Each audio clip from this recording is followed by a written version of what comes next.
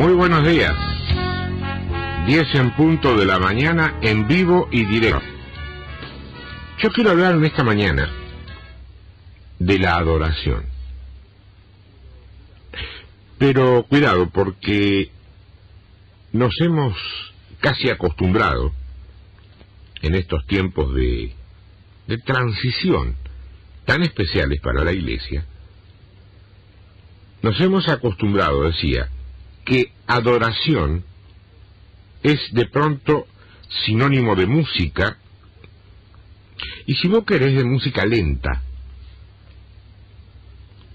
mientras tanto que la otra, la más bulliciosa, la más chévere, corresponde a la alabanza. Yo no digo que en los hechos no sea así, porque de hecho lo es, y lo vemos. Ahora, lo que intento decir es que la adoración va mucho más allá de un piano tocado con suavidad, con armonía, de un grupo de gente con los ojos cerrados y las cabezas inclinadas. Yo no sé quién inventó esto, pero bueno, es de uso y costumbre. Cierren sus ojos, inclinen su rostro. ¿Cuántas veces Está bien. Hay mucha gente que si no vuela, sabe lo que es volar, y te distrae, mirá, qué sé yo, la mosquita que anda dando vueltas, de pronto en algunos templos muy viejos, hasta algún murciélaguito que entró por ahí, bueno, alguna visita inesperada de estas, ¿no? Te distraes con cualquier cosa, entonces es mejor tener los ojos cerrados porque... Y la cabeza inclinada, yo diría que no es la respuesta a un mandato desde el púlpito. De alguna manera es un símbolo de humillación delante de la presencia de Dios. Pero te digo, no ganamos nada con la cabeza inclinada en un templo un domingo a la tarde o un domingo a la mañana y la cabeza erguida con la nariz bien para arriba en el resto de la semana. ¿Vos me entendés? No tiene nada que ver. Bueno, ni tampoco la adoración tiene que ver con un momento que ocupa una parte del culto. La adoración, según Dios, es algo que incluye lo que te estaba diciendo, pero que va más allá, mucho más allá. Yo quiero hablar en esta mañana, en suma, de los adoradores que Dios está levantando de cara al siglo XXI. Así se llama, el adorador del siglo XXI. En el Evangelio de Juan, en el capítulo 4, tenemos un texto que es el clásico de este tema, que yo quiero compartir para que queden claro de qué vamos a hablar. Y ojo, tiene que ver hoy más con lo individual que con lo corporal, porque en función de cómo estés enganchado o no vos en esto, es tu relación con el Señor. Y depende cómo sea tu relación con el Señor, es la llegada de tu oración, la respuesta a tu oración, el poder de Dios manifestado a través de tu vida o no. Bueno, Juan capítulo 4, verso 23. Mas la hora viene, y ahora es, ojo, no un día de estos, ahora dice, ahora es cuando los verdaderos adoradores, mira, se aclara que hay verdaderos adoradores, implícitamente lo que te está dando a entender que también los hay que no son verdaderos. Serán esos que están con los ojos cerrados, las manos levantadas, la cabeza inclinada, están pensando en cualquier... Bueno, sí. Mas la hora viene y ahora es cuando los verdaderos adoradores adorarán al Padre en espíritu y en verdad, porque también el Padre, tales adoradores, busca que le adoren. Acá no se trata de que si hay adoradores bien y que si no a Dios le da lo mismo. Se trata de que Dios busca adoradores. Eso dice. Dios es espíritu, y los que le adoran en espíritu y en verdad es necesario que le adoren. Dice que es necesario que le adoren, pero no dice que sería conveniente que lo adoren o que sería muy bueno que lo adoren. No, que es necesario. Y que lo hagan en espíritu humano y en verdad. ¿Por qué digo eso? Escucha. Primero, esta palabra, verdad, acá, en este texto, es la palabra aletheia, así como te suena, nada más que entre la T y la E hay una H, aletheia. Deriva del prefijo negativo a y la palabra lantano, también con TH, que significa estar escondido, estar oculto. Se puede comparar con algunos términos que conocemos mucho más y que provienen de esa raíz. Esos términos son latente, letargo. Es lo contrario, lo opuesto a lo ficticio, a lo fingido y a lo falso. Denota veracidad, realidad y sinceridad, que vos sabés muy bien que es lo opuesto a la hipocresía. También implica exactitud, integridad, formalidad y propiedad. Todo eso a partir de la palabra verdad. Con respecto a lo otro, que te dije, el espíritu humano, hay dos modos que la Biblia se refiere al mundo de lo espiritual. Con la E mayúscula, cuando alude al Espíritu Santo de Dios, y con la E minúscula, cuando tiene que ver con el espíritu humano, con el aliento de vida insuflado a todo hombre. También cuando tiene que ver con espíritus malignos, pero ahí se le agrega malignos, inmundos, o sea, no te queda ninguna duda que está hablando de un espíritu que proviene del reino enemigo. La E mayúscula, Espíritu Santo, la E minúscula, espíritu humano. Y en este texto que estábamos viendo dice, Dios es espíritu, con mayúscula, y los que le adoran en espíritu, con minúscula, y en verdad es necesario que le adoren. Por lo tanto, como Dios es Espíritu Santo, los que le adoran tienen que adorar a partir de su espíritu humano, y en verdad que es todo eso que estábamos viendo. La diferencia va a radicar en con qué llena el hombre a su espíritu humano. El hombre es un espíritu. Dios insufla en todo hombre aliento de vida.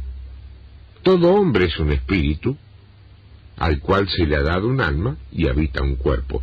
El tema y la diferencia está en con qué llena el hombre a ese espíritu. Si lo llena con el diseño de Dios que trae el Espíritu Santo, es una cosa. Si lo llena con el diseño satánico que propone el materialismo, o la intelectualidad, o el secularismo de un mundo oprimido por el Dios de este siglo, Dios con minúscula, y este siglo, cosmos, equivale a sistema, no a 100 años, es otra cosa. Yo tengo algunas escrituras que vamos a ver rápidamente para respaldar esto que digo y para empezar a dejar enseñanza futura, porque desde la adoración parte el epicentro de la relación que tenemos con el Señor. Son algunos textos que nos dan una visión clara de lo que significa el espíritu del hombre, o sea, el aliento de vida, cuando se sintoniza con el Espíritu de Dios. En lo que llamamos las bienaventuranzas tenemos el primero. Eso está en Mateo capítulo 5, verso 3. Mateo 5, 3. Dice: bienaventurados los pobres en espíritu, porque de ellos es el reino de los cielos. Vos ya sabés que el reino de los cielos no es una nube donde vas a ir a tocar el arpa, o algún otro instrumento de eso, aunque se suelen hacer los dibujitos, ¿viste?, en las escuelitas. El reino es una jurisdicción actual. ¿Por qué esta seguridad? Mira, porque si Cristo es rey, y nadie duda que lo es porque Cristo está reinando, no que va a reinar. Y si Cristo reina hoy, es porque, tal cual Él lo predicó, y nosotros deberíamos imitarlo, ese reino se ha acercado al hombre. No es que el hombre tiene que esperar morirse para ir al reino. Ojo que a veces, con el concepto de la salvación y la vida eterna, hacemos un lío fenomenal, y de última estamos predicando en contra de lo que es el Evangelio. Decimos, bueno, como yo tengo vida eterna y soy salvo, cuando me muera me voy al reino de Dios. Pero vete aquí que el Evangelio que Jesús predicaba era: el reino de Dios se ha acercado. Y no dijo nunca que se fuera. En lo referente a pobres, en este pasaje que leía, esto no tiene nada que ver, como muchos quisieron verlo, con miseria económica o con escasez material. Es terrible como en una interpretación muy somera, superficial, o muy rápida, o apresurada de este pasaje, algunos implementaron lo que después podríamos llamar la teología de la pobreza, que tanto daño le ha producido a miles y miles de fieles y sinceros creyentes, y que hoy todavía le produce no solo lo individual, a familias enteras, sino a iglesias, a congregaciones, que si no, somos una congregación pobre, pero estamos operando como el Señor quiere, porque en la pobreza nada. Yo no te digo que Dios quiera hijos ensoberbecidos por los bienes materiales, no estoy hablando de eso, pero nadie dijo que Dios sea un Dios de miserables. Dios es Dios, y toda prosperidad acompaña la luz del Evangelio.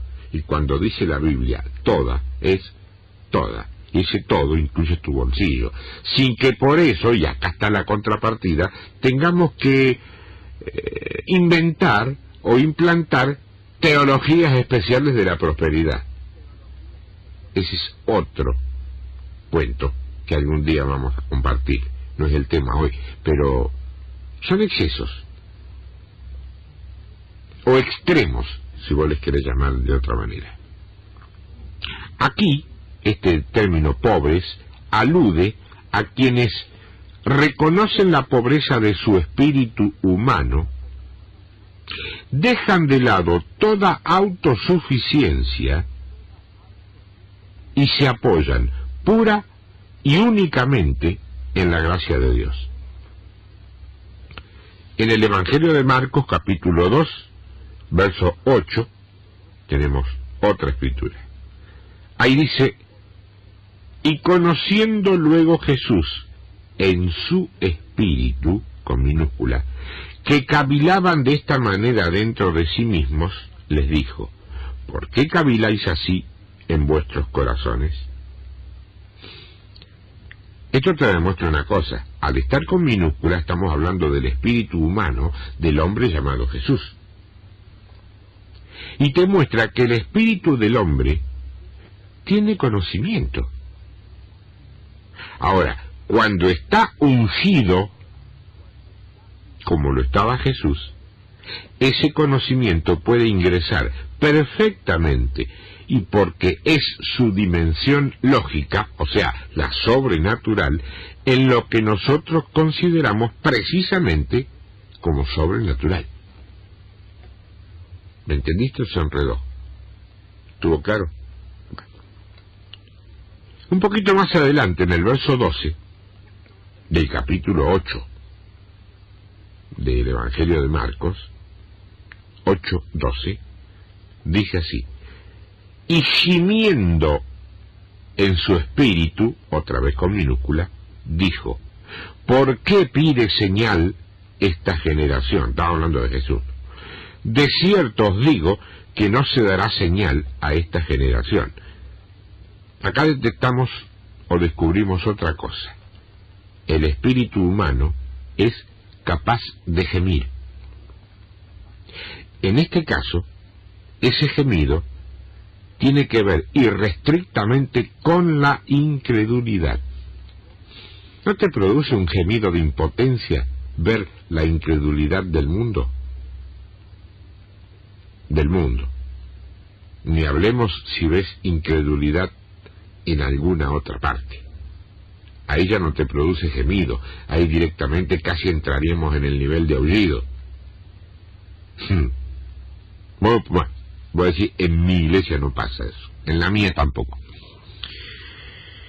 Lucas capítulo 1, verso 80. Lucas 1:80. Y el niño, refiriéndose a Jesús, crecía y se fortalecía en espíritu, con minúscula, y estuvo en lugares desiertos, o sea, pruebas, hasta el día de su manifestación a Israel, a la iglesia. Acá vemos el espíritu dado como aliento por el soplo de Dios, que no queda allí, que crece, que se fortalece y que además aporta lo suyo para soportar las pruebas. Ojo, creas o no, vayas a una iglesia o no, te guste lo que yo estoy hablando o no, ese espíritu vos lo tenés desde la creación. El que toma la decisión con qué lo va a llenar, sos vos. Y de tu decisión dependerá qué va a ser de tu vida dentro de 24 horas, 24 días, 24 meses o 24 años. Evangelio de Juan, capítulo 11. Hay otro versículo, el versículo 33, dice, Juan 11:33. Lo digo despacito porque sé que hay gente que lo está notando, está tomando nota de esto. De todas formas, después de terminado el programa, si te queda algún verso sin chequear para hacerlo vos al estudio, me llamás y te lo aclaro. Dice Juan 11:33. Jesús entonces, al verla llorando, hablando de María, la hermana de Lázaro, y a los judíos que la acompañaban también llorando, se estremeció en espíritu, con minúscula, y se conmovió. O sea que aquí vemos que el espíritu del hombre tiene capacidad para estremecerse y para conmoverse. Muchos confunden la compasión que viene de la fe, del Evangelio, con la lástima, que es una reacción del alma que también practica el mundo. El mundo siente lástima y actúa por lástima por ahí de pronto, haciendo muy buenas obras. Pero después entramos en el terreno donde descubrimos que buenas obras no es sinónimo de obras correctas.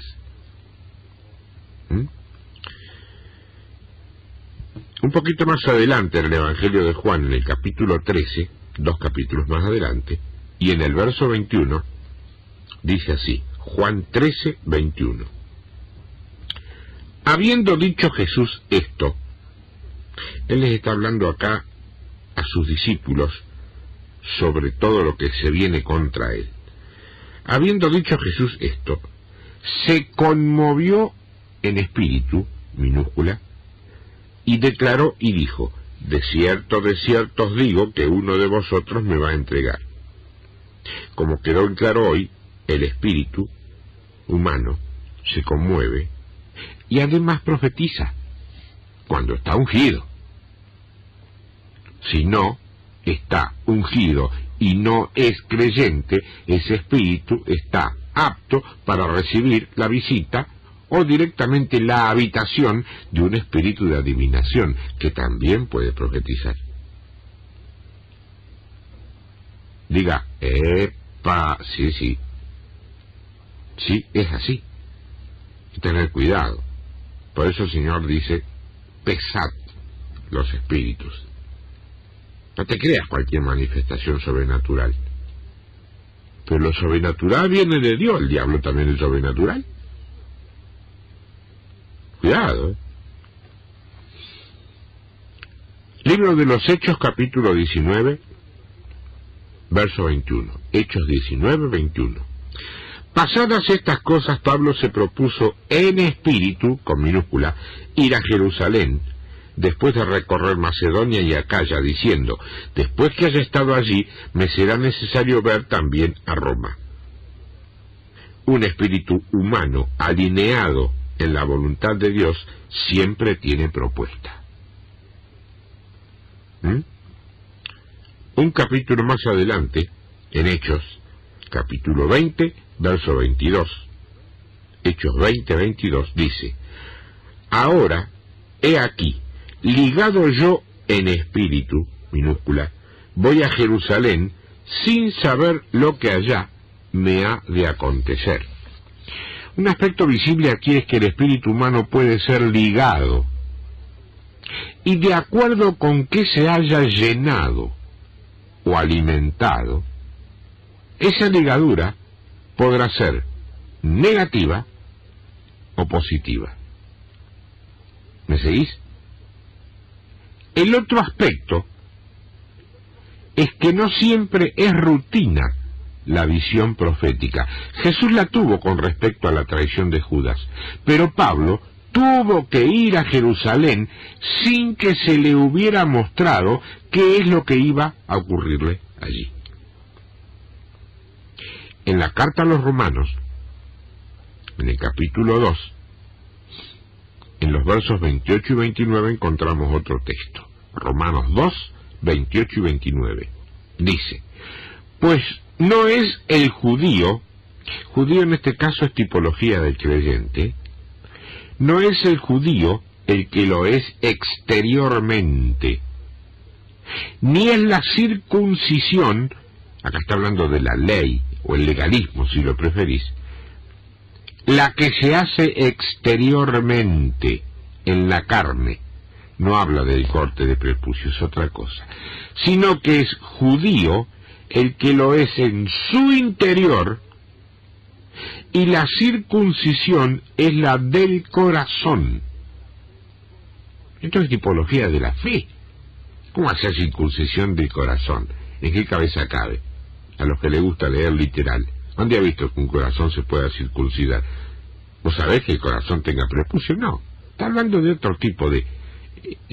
la circuncisión. Cuando David le dice a Goliat, grandote, incircunciso, no está hablando de simplemente del prepucio. Está hablando de incrédulo. Porque después dice, yo vengo en el nombre de Jehová de los ejércitos. Y es creyente. La circuncisión es la del corazón, en espíritu, con minúscula, no en letra, la alabanza del cual no viene de los hombres sino de Dios. La letra es la información de la que se nutre el espíritu del hombre, pero no resulta cuando se la intenta transformar en guía infalible. En la misma carta a los Romanos, pero en el capítulo 12, verso 11, dice, en lo que se requiere diligencia, no perezosos. Romanos 12, 11. En lo que se requiere diligencia, no perezosos, fervientes en espíritu, minúscula, sirviendo al Señor. O sea que el espíritu tiene que ser ferviente, fervoroso. Eso lo pones vos, ¿eh? No se puede servir al Señor con un espíritu aséptico, frío, glacial, profesional, ahí está, como si se estuviera recitando un párrafo antiquísimo de algún antiquísimo filósofo. ¿No nunca escuchaste a personas vinculadas al Evangelio hablar de esa manera? Como si estuvieran recitando algo de la antigüedad. Porque el amor siempre está acompañado de la pasión. Y si Dios es amor, también es pasión. Y cuando predicas el Evangelio del Reino, lo predicas con pasión, con denuedo, con polenta, o te quedas callado. Cortita y simple. 1 Corintios capítulo 7, verso 34. 1 Corintios 7, 34. Dice: hay asimismo diferencia entre la casada y la doncella. La doncella tiene cuidado de las cosas del Señor, para ser santa, así en cuerpo como en espíritu, minúscula. Pero la casada tiene cuidado de las cosas del mundo, de cómo agradar a su marido. Fíjate que el espíritu ha sido dado para que con esmero y cuidado lo conduzcamos hacia la santidad. Está hablando del espíritu del hombre. Filipenses 1:27 lo agranda esto. Filipenses 1:27. Solamente que os comportéis como es digno del Evangelio de Cristo, para que, sea que vaya a veros, dice Pablo, o que esté ausente, oiga de vosotros que estáis firmes en un mismo espíritu, minúscula, combatiendo unánimes por la fe del Evangelio. Que dos palabras, che. En un mismo espíritu. ¿Cuántas congregaciones hoy estarán en un mismo espíritu? Y además, combatiendo unánimes por la fe del Evangelio. ¿Vos sabés lo que es la unanimidad? No puede haber uno que esté en desacuerdo. Uno, ¿eh? Pero nosotros lo ponemos en debate, disenso es obra de la carne. Y pero tenemos derecho a disentir en las cosas materiales, administrativas, sí, pero en lo que viene del reino de Dios. No, el reino de Dios es teocrático. No es democrático el reino de Dios, es teocrático. Hay un rey, y el resto obedecemos, punto. La acción del Espíritu, con mayúscula, en el Espíritu con minúscula, produce inevitablemente un mismo sentir. A esto es lo que se le llama unidad. No a tomarnos unos mates o un café entre gente de distinta denominación hoy y mañana seguir tan enfrentados o distanciados como de costumbre. Filipenses capítulo 3, verso 3. Filipenses 3:3 dice: porque nosotros somos la circuncisión, los que en espíritu, minúscula, servimos a Dios y nos gloriamos en Cristo Jesús, no teniendo confianza en la carne. Pues fíjate que la verdadera señal de una correcta relación con Dios no era, ni es, la observancia de una ceremonia, un rito formal, sino la manifestación clara de tres características que encontramos en este pasaje. Servicio para el reino, más allá de lo institucional, glorificar a Cristo por encima de todo anhelo carnal de reconocimiento o figuración personal, y yo sé de lo que te estoy hablando. Cualquiera de los hombres y mujeres de Dios que estén haciendo algo de mediana o chiquitita repercusión pública está expuesto a esto, a un anhelo de reconocimiento personal, humano o figuración, y bueno, y los excesos que son soberbia y todo lo demás. a veces nuestra tendencia cuando algo que dijo alguien nos impacta es, sin querer, adularlo con nuestra bendición, decir, hermano, lo que dijo usted realmente es de Dios, usted no se imagina qué bendiciones para mi vida. Bueno, yo en algún tiempo lo rechazaba, eso me molestaba mucho porque me sentía que yo no era merecedor de nada, eso no, y que no me lo tenían que decir a mí. Sigo pensando lo mismo, pero ya no le digo nada. Usted a mí dígame lo que quiera, pero la batalla, en todo caso, esa batalla es mía. Si usted me dice que yo soy Gardel, yo la miro y me sonrío, pero el que no se lo tiene que creer soy yo. Yo no sé que yo no soy nada. Sin la unción del Espíritu no soy nada. Y si no me unge el Espíritu no puedo abrir la boca. Y si me unge el Espíritu, el que está en mí es el Señor y no yo. Y es Él el que se lleva toda la gloria, toda la honra, todo el reconocimiento. Y si usted quiere poner ese término, toda la figuración.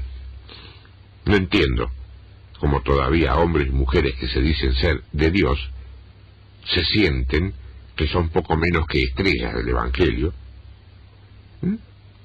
con algo que no les pertenece, que no es de ellos.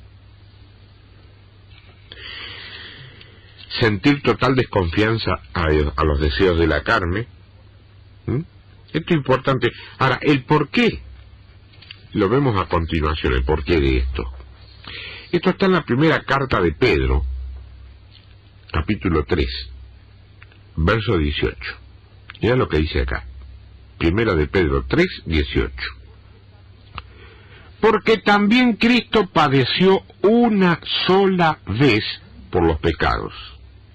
El justo, Cristo, por los injustos, vos y yo, para llevarnos a Dios, a los dos, siendo a la verdad muerto en la carne, Cristo, vos, yo, pero vivificado en espíritu, con minúscula, él, vos y yo, según Dios. ¿Vos me entendiste? Vos estás vivificado en tu espíritu humano. Pero si admitís la presencia del Espíritu Santo de Dios, si lo rechazás porque lo tenés en observación, porque tenés miedo que la manifestación corporal te haga hacer algo que sea que te cause vergüenza pública delante de gente que no está acostumbrada a esto, eso es un problema tuyo. Te vuelvo a repetir lo que vengo diciendo durante mucho tiempo. Si vos sabés lo que tenés que hacer, porque Dios te lo dice así, y sabés que viene de Dios, si sabés cómo lo tenés que hacer, y sabés en qué momento lo tenés que hacer, y con qué métodos, pero no lo haces por vergüenza, temor, o lo que fuere, relacionados con hombres, vos estás controlado, o controlada, manipulado, o manipulada. ¿Está claro?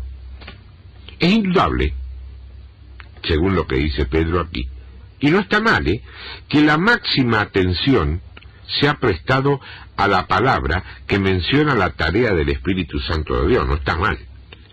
Pero se ha desestimado, curiosamente, todo lo concerniente al espíritu humano como si fuera todo malo.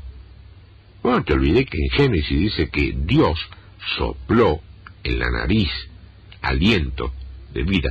Fue Dios. En Eclesiastés dice que el polvo vuelve, después vamos a leer eso, que el cuerpo vuelva al polvo donde era y el espíritu vuelva a Dios que lo dio. El espíritu siempre lo da a Dios. Y lo llena con su Espíritu Santo si vos lo recibís, si no, no. Como si no entendiéramos que todo lo maravilloso que el Espíritu Santo puede hacer en nuestras vidas, lo hace si toma control y dominio, o sea, con nuestro permiso, del aliento de vida. Ahora vamos a ver dos escrituras que aluden al Espíritu con mayúscula. Porque aquí comienza la clave de la adoración del futuro. Gálatas capítulo 5, verso 16. Carta a los Gálatas 5, 16. Digo, pues, Pablo, andad en el Espíritu, con mayúscula, y no satisfagáis los deseos de la carne. Bueno, acá es donde tenemos que recordar lo dicho con relación a la letra fría. Este pasaje, bien claro con respecto a cómo debe funcionar un creyente, ha dado origen, por tomarlo desde la óptica literal, a verdaderas barbaridades que determinaron en muchos casos consecuencias mucho más graves que los riesgos previstos. ¿Qué te quiero decir? Primero, andar en el espíritu no es transformarse en un ser volátil que camina sobre una especie de nube que desprecia todo lo que le rodea, o que vive permanentemente en un mundo con visiones celestiales. Eso, hermana, hermano, amiga, amigo, si no se enmarca en lo que Dios pretende y ordena, se asemeja más a una especie de delirio místico que existe, más cercano al ocultismo de tipo esotérico que a la fe propiamente dicha. Aquí tengo que recordarte que Satanás, cuando ya no te puede frenar con incredulidad, pega la vuelta, se pone a tu espalda y te empuja con esto, con el delirio místico. Corres el riesgo de no llegar porque te está frenando, o cuando ya lo combatiste y lo venciste, lo resististe y lo venciste en ese terreno, de pasarte de largo por dejarte empujar. Nunca te olvides de esto. Cuando el diablo ya no te puede frenar con incredulidad, cambia de posición, cambia de estrategia y pasa a empujarte con credulidad, sin límite y de pronto hasta sin base. Andar en el Espíritu es andar según el fruto del Espíritu. ¿Cómo el fruto? Si son 9. No, lee bien. La palabra dice, el fruto del Espíritu es amor. Y por consecuencia, gozo, paz, benignidad, templanza, etcétera, etcétera, etcétera, etcétera. Léelo bien el pasaje. Léelo bien. Fruto del Espíritu es. No, los frutos son. Lee bien, lee bien. Ahora, por el contrario, no satisfacer los deseos de la carne no es rechazar el alimento. No es que hoy, celebrando esta fecha, no te comas el asadito que querías. No, no. No es la higiene o el cuidado del cuerpo. El texto habla de deseos, no de necesidades. No es lo mismo, ojo. Dios suple todas las necesidades de sus hijos, pero no necesariamente sus deseos, y mucho menos sus caprichos. ¿Cuántos saben que Dios es un Padre justo y eficaz? La pregunta entonces es, ¿cómo hago para andar en un espíritu, con mayúscula, el de Dios, el de Cristo, del cual puedo tener abundante información, pero que al mismo tiempo, en una de esas, como les ocurre a tantos, yo no conozco? Estamos hablando del espíritu. ¿Vos sabías que hay muchos creyentes que no conocen al espíritu? ¿Ah? ¿Y qué pasó? Y no sé. Pero ¿qué doctrina tienen? No me interesa, pero el evangelio del reino es uno solo.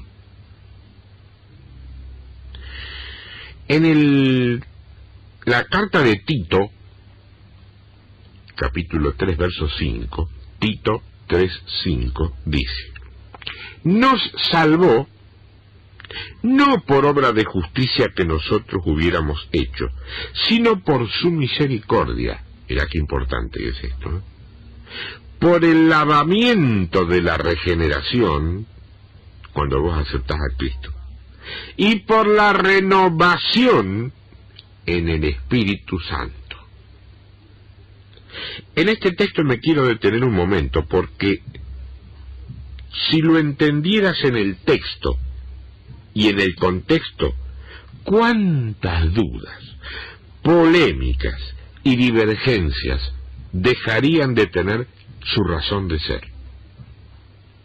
Lo primero que Pablo le señala a Tito aquí es que nadie, pero nadie, por bien intencionado que pueda ser, accede a justificación o salvación por lo que hace, sino por lo que es.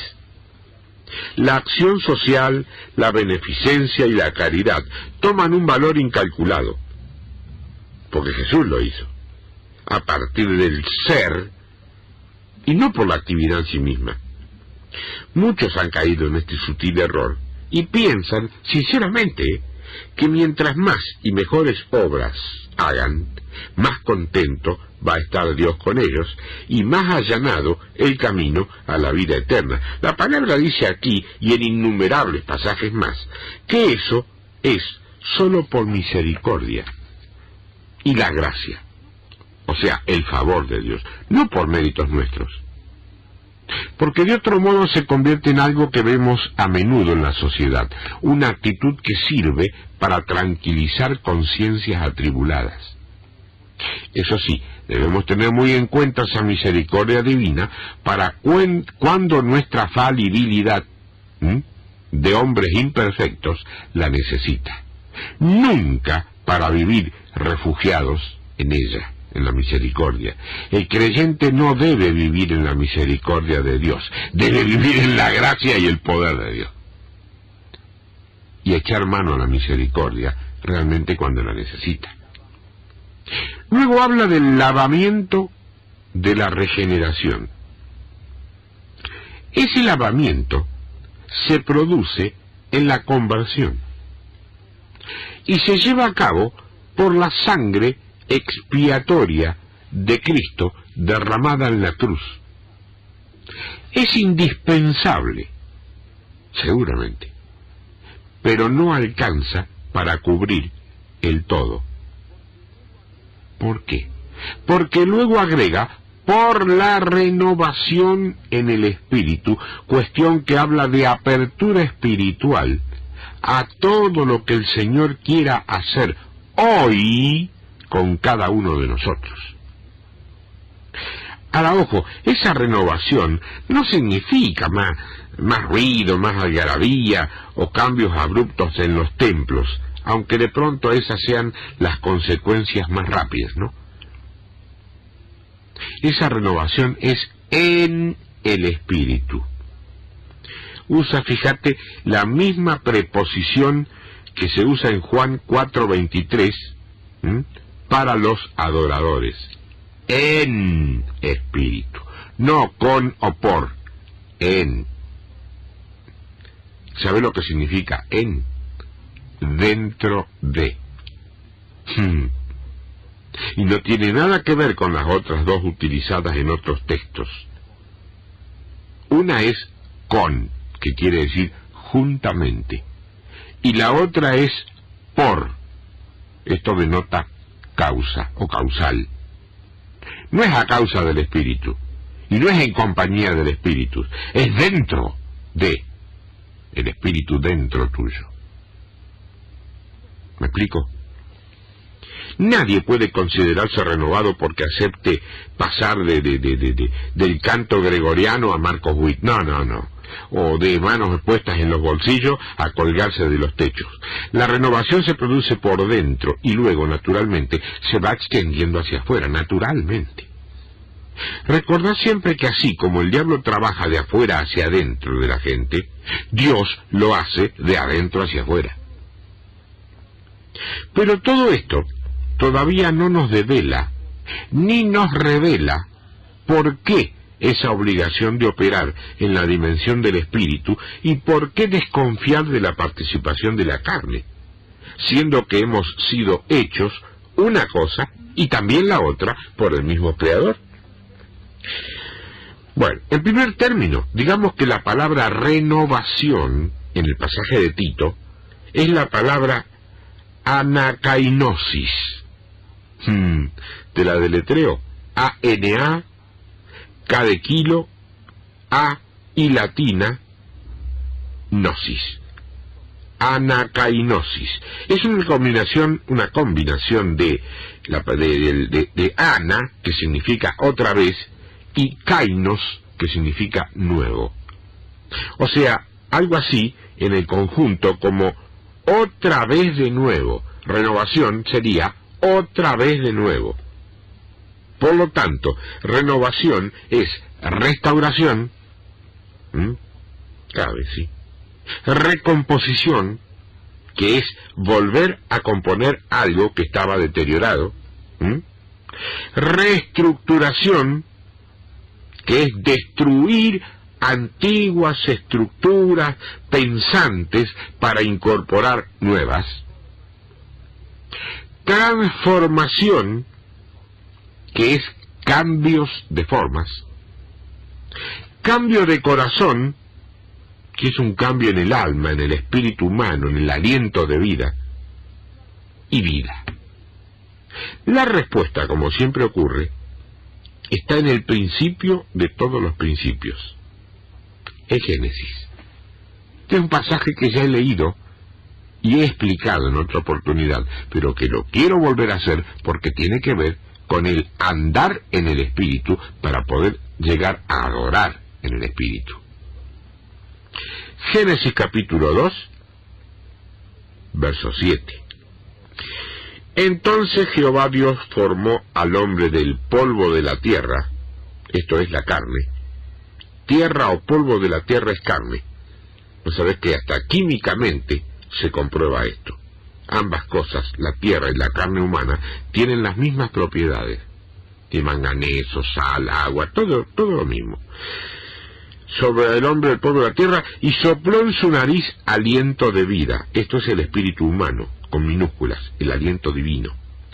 Y recién entonces fue el hombre un ser viviente. Atractiva interpretación, ¿no? Pero no suficiente. Para creerla y adoptarla, tendremos que contar por lo menos con 2 testigos más. Porque este pasaje ya nos dice que la carne es una cosa y el espíritu es otra. Pero tenemos que contar con 2 o más testigos, en este caso escrituras. Génesis capítulo 3, verso 19. Acá Dios está pronunciando su sentencia para con el hombre que ha caído, ¿no? Con el sudor de tu rostro comerás el pan, eso es cierto porque el que no trabaja no come, hasta que vuelvas a la tierra, o sea, a la sepultura del cadáver, del cuerpo, porque de ella fuiste tomado. La creación de la carne es del polvo de la tierra, pues polvo eres, tierra, y al polvo, tierra, volverás. ¿Está claro? La carne es formada del polvo y al polvo debe volver. No importa si es tumba, si es nicho o si es panteón. Pero como del espíritu aquí no dice nada, necesitamos otro testigo que lo confirme. Y a ese, era el que te comentaba hoy, lo encontramos en el libro de Eclesiastés, capítulo 12, verso 7. Aquí Salomón habla de la muerte, a la que simboliza como una cadena de plata que se corta. Y dice, y el polvo, la carne, vuelva a la tierra, la sepultura, como era antes de la creación, y el espíritu, con minúscula, aliento de vida, vuelva a Dios que lo dio. Ya no hay duda, ¿no? Andar en el espíritu. Ahora sí estamos completos. El polvo de la tierra es la carne del hombre, que cuando muere vuelve a su origen. Y el espíritu, chiquito en minúscula, naturalmente vuelve a Dios, que es su origen, para juicio, para salvación o para perdición, depende cómo lo haya usado. Pero ahora vamos a la clave de todo esto, que está en Génesis 3:14, en la maldición de Dios a la serpiente. Y Jehová Dios dijo a la serpiente, ojo, la serpiente no es específicamente Satanás, es un animal. Así se denota en el mismo pasaje cuando dice bestia o animal del campo, pero es un animal influenciado por el espíritu del maligno. Diablo, te recuerdo, no es una persona, es todo aquello, persona o animal, influenciado por un espíritu satánico. Cuando Jesús habla de Judas, no dice que es el diablo, dice uno es diablo, Judas, influenciado por el espíritu maligno. ¿Qué dice entonces? Por cuanto esto hiciste, a la serpiente, al diablo, o sea, fue utilizada para llevar a la pareja real a la caída, maldita serás entre todas las bestias. Dice bestias, no espíritus. Y entre todos los animales del campo. Eso no hace falta comprobarlo, salvo los pervertidos que se la anudan al cuello como parte de un ritual o alguna danza de dudosa procedencia. Nadie muestra realmente simpatía por una víbora. Sobre tu pecho andarás, ¿cómo anda la serpiente? Sobre su pecho. Y polvo comerás todos los días de tu vida. Esta es la clave. Algunos interpretan esto como que será humillada. Ojo, la serpiente no es humillada. Y si así hubiera querido decirlo Dios, lo hubiera dicho así. Otros suponen que dice esto porque las serpientes comen animales y estos animales tienen polvo adherido. Dios también hubiera sido claro aquí. De hecho, dice que comerá polvo, tierra. Y nadie ha visto jamás a una serpiente comer tierra. El polvo era la carne, ¿te acordás? Conclusión. Satanás influye en la carne, no en el espíritu. Solución. Andar en el espíritu, porque de esa manera, solamente así, podremos ser auténticos adoradores. No hablo de músicos, hablo de adoradores. Con música o sin música. Los adoradores del siglo XXI no pueden estar supeditados a una banda de música.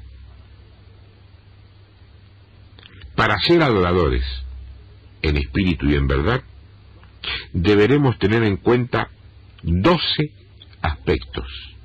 12. Uno por tribu, uno por apóstol, uno por mes. Primero, número 1, ser dependientes de la voluntad revelada de Dios. Número 2, tener conocimiento de esa voluntad y de su palabra. Número 3, poder gemir cuando así lo necesitamos y cuando sentimos de hacerlo. Número 4, tener fortaleza en Cristo. Número 5, poder estremecernos y conmovernos en compasión. Número 6, tener propuestas alineadas con las propuestas del reino de Dios. Número 7, establecer ligaduras para el bien general. Número 8, no ser fríos y asépticos legalistas. 9, tener fervor, poner pasión en las cosas del Señor. 10, ser santos. 11, estar en unidad, no causar divisiones. Y 12, servir dando gloria a Dios y desconfiando de nuestra sabiduría humana, rechazando todo profesionalismo en el marco del Evangelio. Adorador del siglo XXI. ¿Vos querés ser uno? ¿Vos querés ser una? Ten en cuenta estos 12 aspectos que te dije al final. Son importantes, son valiosos. Sirven para sentarse a los pies del trono de Dios, o arrodillarse o postrarse, y dejar de jugar a que tenemos una iglesita. Hay mucha parte de la iglesia que lleva años así. El resultado, las conclusiones, están a la vista. Y el Señor dijo, por sus frutos los conoceréis. Y no habla de cantidad de gente. Jesús no hizo nada con mucha gente. Cuando Jesús necesitó hacer algo, sacó, apartó 10, 12, los preparó, y esos 12 dieron vuelta patas para arriba a todo lo que encontraron. Nosotros somos los que nos dejamos deslumbrar e impactar por las grandes multitudes. Dios necesita, Dios busca adoradores reales, verdaderos, que lo adoren en espíritu y en verdad, lo que equivale a decir en Cristo. Nada menos, nada más, pero nada menos. Dios te bendiga. Nos vemos el sábado que viene y comenzá a clamar por todas las cosas que tenés que sacar de tu vida para que el Señor te las muestre, para ser un auténtico o una auténtica adoradora en espíritu y en verdad, para entrar así a la iglesia del siglo XXI. Hasta el sábado que viene.